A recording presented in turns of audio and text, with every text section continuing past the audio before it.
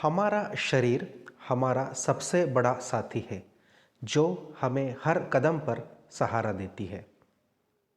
कभी सोचा है कि अगर एक दिन ये शरीर हमारे खिलाफ काम करने लग गया तो क्या होगा?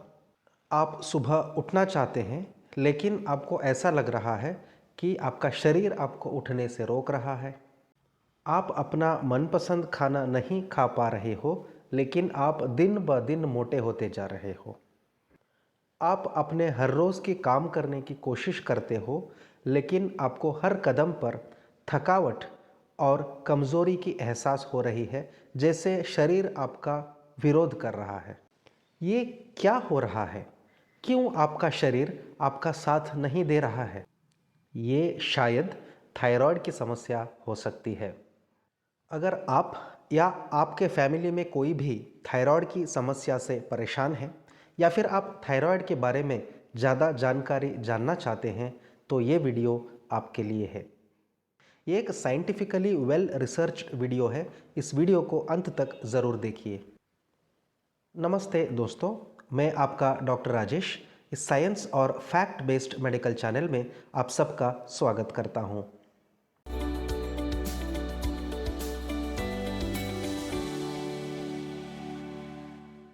ये थायराइड है क्या? थायराइड एक ग्लैंड है जो हमारे गले के सामने वाले हिस्से में स्थित है।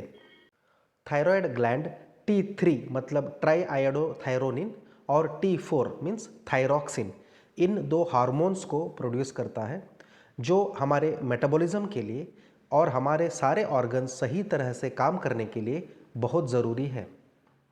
थायराइड के प्रॉब्लम्स दो तरीके के हो सकते हैं। एक होता है हाइपोथायरॉयडिज्म, एक होता है हाइपरथायरॉयडिज्म। मेडिकल साइंस में हाइपो का मतलब होता है कि कम काम करना। सो हाइपोथायरॉयडिज्म मतलब थायराइड कम काम करने लगता है। इस कंडीशन में थायराइड सही मात्रा में थायराइड हार्मोन्स को बना नहीं पाता तो हमारी मेटाबॉलिज्म की प्रक्रिया धीमी पड़ जाती है। और मेडिकल टर्मिनोलॉजी में हाइपर का मतलब होता है ज़्यादा।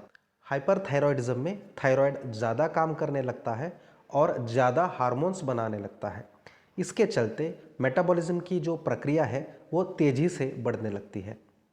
इन दोनों प्रॉब्लम में से हाइपोथायरॉयडिज्म ज़्यादा कॉमन है। तो आज के इस वीडियो में हम सिर्फ हाइपोथायरॉयडिज्म पर फोकस करेंगे। हाइपोथायरॉयडिज्म के कारण क्या होते हैं?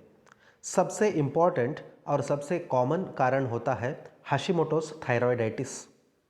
ये एक ऑटो इम्यून बीमारी है जिसमें हमारा इम्यून सिस्टम हमारे खुद के थायराइड पर गलती से अटैक कर देता है और इस अटैक के कारण थायराइड डैमेज होने लगता है और अपनी हार्मोन बनाने की क्षमता को धीरे धीरे वो खोने लगता है।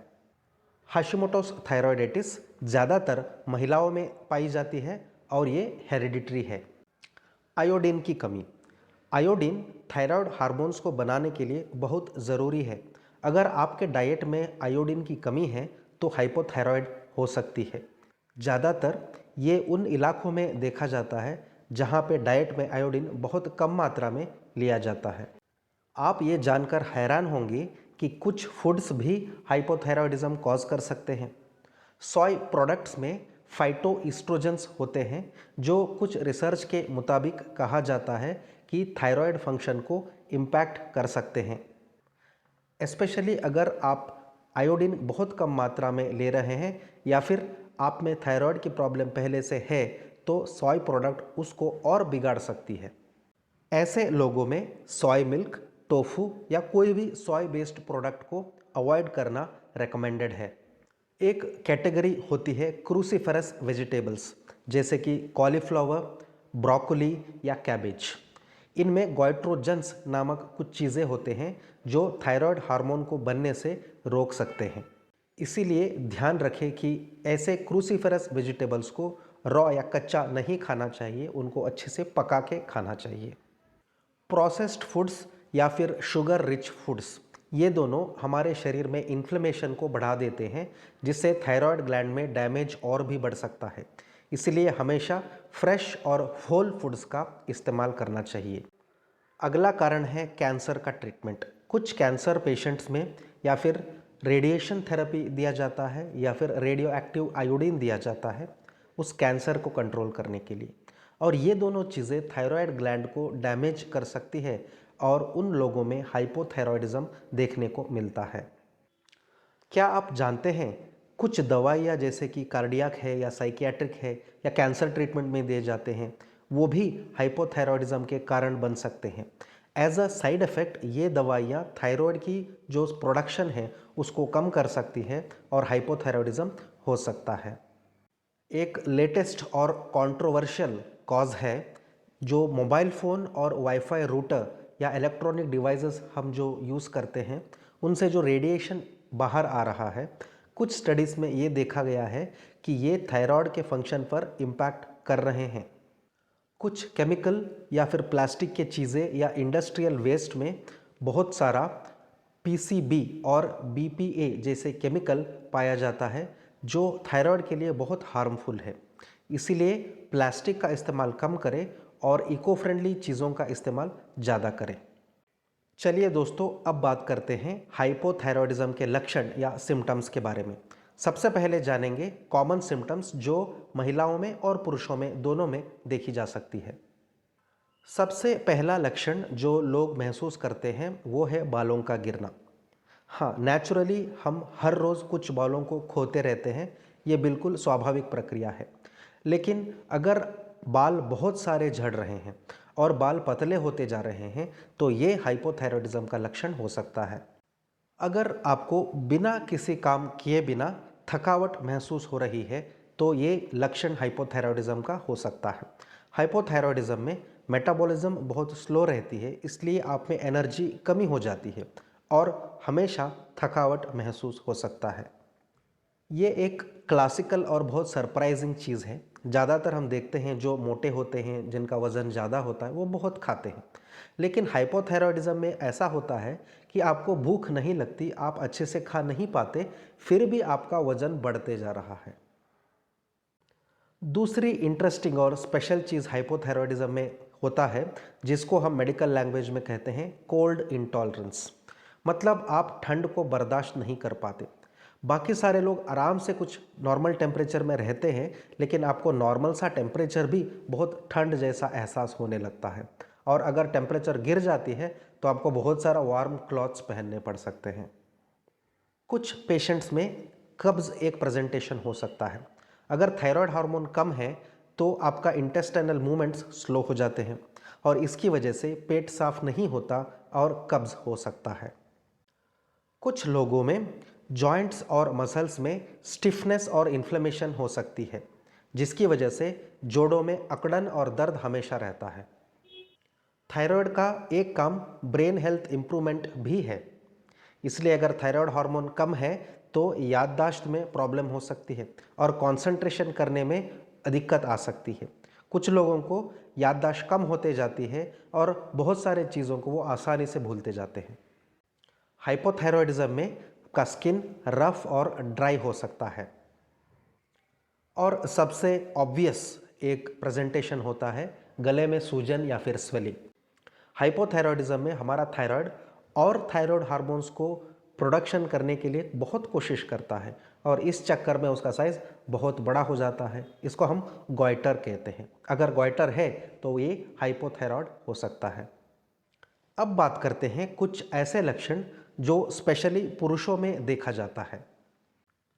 कई बार हाइपोथायरॉयडिज्म पुरुषों में लिबिडो को कम कर सकता है, मतलब सेक्सुअल एक्टिविटी को करने की इच्छा उसमें कम हो जाती है। हालांकि इसके बहुत सारे कारण हो सकते हैं, लेकिन हाइपोथायरॉयडिज्म भी एक इम्पॉर्टेंट कारण है। थायराइड का इफेक्ट टेस्टोस्टेरोन पे भी रहता है। अगर थायराइड कम है तो टेस्टोस्टेरोन कम प्रोड्यूस हो सकता है। इससे पुरुषों की मर्दानगी या मैस्कुलिनिटी कम पड़ सकती है। कुछ लोगों में बहुत परेशान करने वाली चीज़ एरेक्टाइल डिसफंक्शन भी हो सकती है, मतलब सेक्स करते वक्त वो एरेक्शन को अचीव नहीं कर पाते। हाइपोथायरॉयडिज्म के कारण ब्लड सर्कुलेशन में दिक्कतें आती हैं और इससे एरेक्टाइल डिसफंक्शन हो सकता है। कुछ पुरुषों में स्पर्म प्रोडक्शन और स्पर्म क्वालिटी पे भी असर पड़ सकता है। उन लोगों में स्पर्म काउंट कम हो सकती है। लो स्पर्म काउंट होने से फर्टिलिटी इश्यूज हो सकते हैं। अगर कोई कपल इनफर्टिलिटी से जूझ रहा है तो उनको डेफिनेटली थायराइड टेस्टिंग कर लेना चाहिए। कुछ लोगों में गायनेकोमास्टिया हो सकता है। ये क्या होता है? इसमें पुरुषों के जो ब्रेस्ट होते हैं वो महिलाओं के जैसे बड़े होने लगते हैं और ये काफ़ी एम्बैरेसिंग हो सकता है। महिलाओं में भी कुछ स्पेशल सिम्टम्स देखने को मिलते हैं और सबसे कॉमन होते हैं menstrual problems. Menstrual cycles irregular हो सकते हैं और हैवी और पेनफुल हो सकते हैं। अगर महिलाओं में पीरियड्स का टाइम फिक्स नहीं है या बहुत इरेगुलर है तो उनको थायराइड का जांच करा लेना चाहिए। दूसरी चीज़ जो महिला में हो सकती है वो है ओव्यूलेशन प्रॉब्लम्स और इसके चलते फर्टिलिटी इश्यूज हो सकते हैं, मतलब प्रेग्नेंट बनने में दिक्कतें हो सकती हैं। और इंटरेस्टिंगली ये भी देखा गया है कि अगर महिलाओं में थायराइड लो है तो उनमें हार्ट प्रॉब्लम ज़्यादा मात्रा में दिखाई पड़ सकता है। अगर बच्चों में या छोटी उम्र में हाइपोथायरॉयडिज्म हो जाए तो उसको कैसे पहचानें? हाथ और पैर ठंडे रहना। इन बच्चों में ब्लड सर्कुलेशन की कमी होने की वजह से हाथ और पैर हमेशा ठंडे रहते हैं। जैसे बड़ों में होता है, बच्चों में भी कॉन्स्टिपेशन या कब्ज हो सकता है। अगर ये कब्ज नॉर्मल ट्रीटमेंट से कम नहीं हो रहा है तो ये हाइपोथायरॉयडिज्म के कारण हो सकता है। बच्चों का जो विकास है वो धीरे हो जाता है। बच्चों में बोथ फिजिकल और मेंटल डेवलपमेंट स्लो हो सकते हैं और इसके चलते वो स्टडीज़ में, अपने क्लासेस में दूसरों बच्चों से पीछे रह सकते हैं। ये नाभि के पास जो हर्निया हो सकता है जिसको हम अम्बिलिकल हर्निया कहते हैं, इस टाइप का हर्निया हाइपोथायरॉयड के बच्चों में ज़्यादा मात्रा में देखी जा सकती है। एक गंभीर सिम्टम है डिलेड प्यूबर्टी या प्यूबर्टी का देरी होना।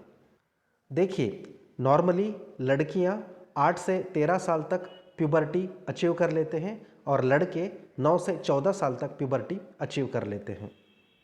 और प्यूबर्टी एक ज़रूरी चीज़ है। ये वो टाइम है जिसमें शरीर में हार्मोन की मात्रा बहुत बढ़ती है और इसमें ग्रोथ, डेवलपमेंट और सेक्सुअल मैच्योरिटी सारे अचीव होने लगते हैं। अगर बच्चा हाइपोथायरॉयडिज्म के शिकार है तो ये सारी प्रोसेस डिसरप्ट हो सकती हैं और उसमें प्यूबर्टी बहुत देर से आने की संभावना रहती है। दोस्तों, अब तक हमने हाइपोथायरॉयडिज्म के कारण और सिम्टम्स के बारे में बहुत विस्तार में बात किया। अब देखते हैं कि नेचुरली हम ऐसा क्या कर सकते हैं जिससे हाइपोथायरॉयडिज्म को कंट्रोल में ला सकते हैं। सबसे पहले मैं आपको कुछ टिप्स देने वाला हूं कि डाइट कैसा होना चाहिए। सबसे पहला न्यूट्रिएंट है सेलेनियम। सेलेनियम एक एंटीऑक्सीडेंट है जो थायराइड को ऑक्सीडेटिव डैमेज से बचाता है और हार्मोन के प्रोडक्शन में मदद करता है। इसके सोर्सेस हैं सीरियल्स, मीट, फिश, पास्ता और नट्स। अगर सेलेनियम को अच्छी मात्रा में हम लेते रहे तो थायराइड फंक्शन में इम्प्रूवमेंट देखने को मिलती है। दूसरा इम्पॉर्टेंट न्यूट्रिएंट है आयोडीन। आयोडीन थायराइड हार्मोन के बनने के लिए बहुत ज़रूरी है। इसके बिना थायराइड हार्मोन बन ही नहीं सकता और आयोडीन अच्छी मात्रा में आयोडाइज्ड साल्ट और सी फूड्स में देखने को मिलती है। तीसरा न्यूट्रिएंट है जिंक। जिंक एक मिनरल है जो थायराइड हार्मोन के प्रोडक्शन और एंजाइम एक्टिवेशन दोनों में मदद करता है।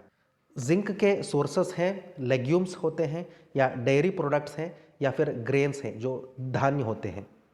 जिंक को अच्छी मात्रा में लेने से थायराइड को अपने फंक्शन करने में मदद मिलती है और हमारी इम्यूनिटी भी बढ़ जाती है। अगला न्यूट्रिएंट है आयरन।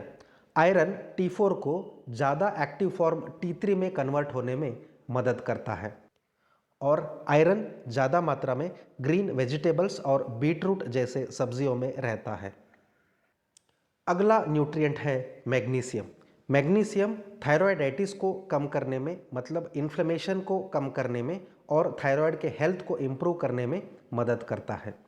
मैग्नीशियम हमें नट्स, लेट्यूस, होल ग्रेन्स और ग्रीन वेजिटेबल्स में ज़्यादा मात्रा में मिलता है। अगर आप हाइपोथायरॉयड के लिए मेडिकेशन या गोलियां ले रही हैं तो दो चीज़ें ध्यान में रखें। आप कैल्शियम सप्लीमेंट्स और क्रोमियम सप्लीमेंट्स इनको अवॉइड करें क्योंकि ये सप्लीमेंट्स थायराइड गोलियों के अब्जॉर्प्शन में दिक्कत डाल सकती हैं। अगर आपको सप्लीमेंट्स लेना ही है तो उसको थायराइड गोली लेने के 4 घंटे बाद लें। डाइट के अलावा नेचुरल और प्रैक्टिकल तरीका होता है एक्सरसाइज और योगा। देखिए, आप तो जानते ही होंगे कि हम इस चैनल में हमेशा एक्सरसाइज और योगा को प्रमोट करते हैं, क्योंकि ये चीज़ें बहुत सारे डिसीजेस में और ओवरऑल हेल्थ के लिए बहुत बेनिफिशियल है और ये हाइपोथायरॉयडिज्म में भी बेनिफिशियल है। देखिए, जब भी हम स्ट्रेस्ड होते हैं तो हमारा शरीर कॉर्टिजोल नामक एक प्रोडक्ट को रिलीज करता है जो थायराइड पर नेगेटिव इम्पैक्ट डालता है। योगा और एक्सरसाइज करने से हमारे स्ट्रेस कम हो जाती है और कॉर्टिजोल लेवल कम हो जाती है, इसलिए थायराइड हेल्थ बढ़ती है। हम अब जानते हैं कि हाइपोथायरॉयडिज्म में पेशेंट का वजन बहुत बढ़ने लगता है और ऐसे पेशेंट के लिए एक्सरसाइज और योगा बहुत कंपलसरी है, क्योंकि उससे वेट घटने लगता है। साइंस ये कहती है कि एक्सरसाइज और योगा करने से हमारे शरीर में एंडोर्फिन नामक कुछ चीज़ें प्रोड्यूस होते हैं। ये एंडोर्फिन्स हमारे मूड को इम्प्रूव करने में मदद करती है। इसीलिए अगर कोई पेशेंट हाइपोथायरॉयडिज्म की वजह से डिप्रेशन में जा रहा है या फिर मूड स्विंग्स के शिकार है, तो उनमें योगा और एक्सरसाइज बहुत बेनिफिशियल है। अब अंत में एक सबसे ज़रूरी अनाउंसमेंट। हाइपोथायरॉयडिज्म का सबसे सही ट्रीटमेंट है थायराइड की गोलियां। देखिए, लोग ऐसे सोचते हैं कि उनको मुझे जीवन भर लेना पड़ेगा। ऐसा नहीं है। हाइपोथायरॉयडिज्म के मरीजों में थायराइड की प्रोडक्शन कम हो रही है और हम गोलियों के ज़रिए उसी नेचुरल थायराइड हार्मोन को बाहर से दे रहे हैं। इसके कोई भी साइड इफ़ेक्ट्स नहीं होते। तो उन मरीजों को रेगुलरली अपने डॉक्टर के पास जाना चाहिए, अपने थायराइड हार्मोन लेवल्स का जांच कर लेना चाहिए और उसके मुताबिक सही गोलियों को लेना चाहिए। इसीलिए हम स्ट्रांगली रेकमेंड करते हैं कि जो भी हाइपोथायराइड के शिकार है, कभी भी डॉक्टर के सलाह के बिना इन गोलियों को ना रोकें और इन गोलियों के साथ साथ डाइट और एक्सरसाइज भी बनाए रखें। हमारे वीडियो को देखने के लिए धन्यवाद। अगर आपको ये वीडियो पसंद आई है तो इसको लाइक और शेयर करना ना भूलें। हमें कमेंट्स में बताएं कि आप किस विषय पर और वीडियो देखना चाहते हैं। चैनल को सब्सक्राइब करें और बेल आइकॉन को दबाएं ताकि हमारे सारे नए वीडियोस की नोटिफिकेशन आप तक मिलती रहे। तब तक के लिए अपना ध्यान रखें और स्वस्थ रहें।